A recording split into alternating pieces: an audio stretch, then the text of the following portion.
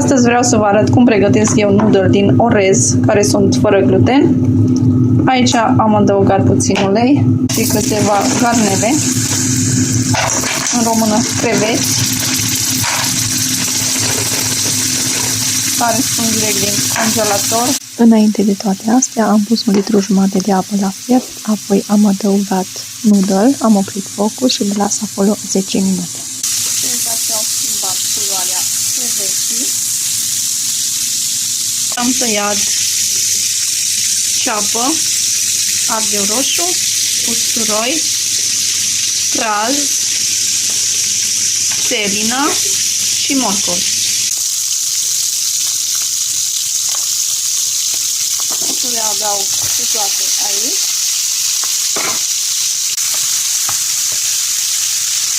Și le las puțin să se călească.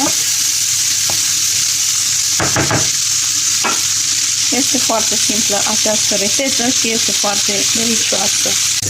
Mie îmi plac legumele mai crocante, așa că nu o să le las foarte mult timp la călit, dar voi puteți să le faceți cum doriți. Să știți că am pus și un praf de sare după ce am pus creveții, dar nu foarte mult, deoarece și soia sos este sărat și mai trebuie adăugat și vegeta, care este tot fără gluten.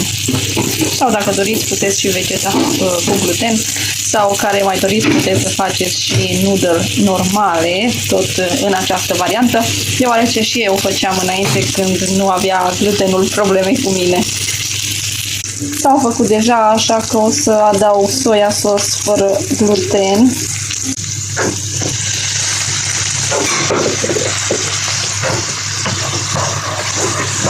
Acum o să adaug noodle, care este din orez și este fără gluten. Mai adaug și vegeta fără gluten.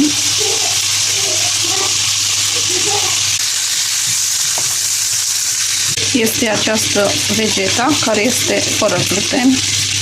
De data asta au ieșit puțin mai închise la culoare, deoarece am pus puțin mai mult soia sos, dar să știți că sunt super, super delicioase. Eu uneori mai pun și broccoli sau zucchini. Și cam așa arată noodle fără gluten, cu legume și creveți.